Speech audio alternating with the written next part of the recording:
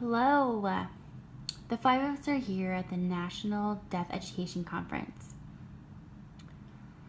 The five of us are really honored to be here, and we're representing 5 different tracks that we're wanting to focus on. It's more related to academic, and let's start with introductions. Hello, my name is NJ. My focus for this weekend is deaf diversity. I really look forward to my hashtag and all the topics that are come up related to it. Next, hello, my name is Becca Seidel. My focus is on language proficiency. Next, hello, my name is Thomas Green. My focus is deaf transitioning, as deaf transition from high school to college. Hello, my name is Devin Whitmore, and my track is deaf advocacy. And my track is academic dialogue. So all of us have our own hashtag that you guys can follow on Twitter, Instagram, Facebook, all of our different hashtags.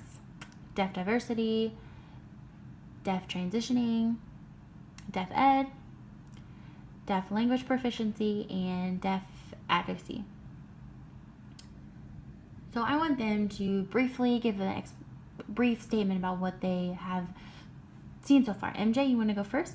So first, early in the morning, Lila, can't spell her last name, but she talked about the power in deaf education. For example, when it comes to gender, race, LGBT issues, I found that all to be very fascinating, that dialogue. So people, they're all different identities, all coming together. Second, Clarissa talked about how we are all equal. Teachers sometimes will focus on boys more than girls, and we discussed why that. It was really fascinating. Also, we talked about deaf-blind and how we can take care of their needs better. So one exercise that we did, we had put on different goggles. And some of them had different lenses, some of them were more jagged, some were more thick than others, so we could get that true deaf-blind experience.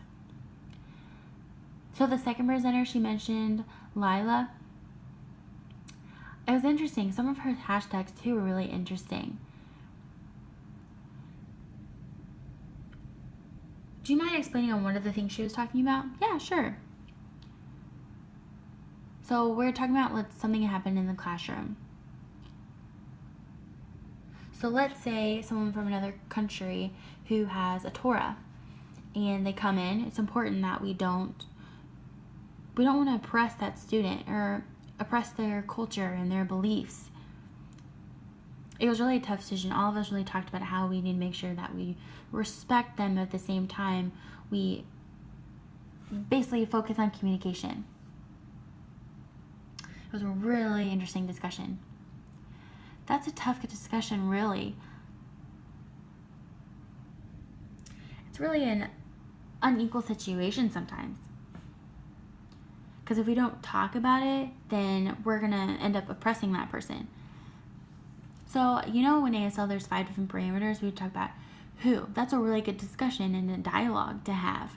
So we can respect their culture, but at the same time, we have to respect ASL. I too thought it was interesting with the last workshop when we talked about students, and especially when it comes to their race.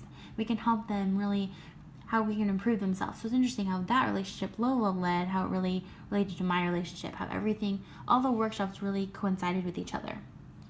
Wow, that's an awesome transition, and go ahead and talk about your experience.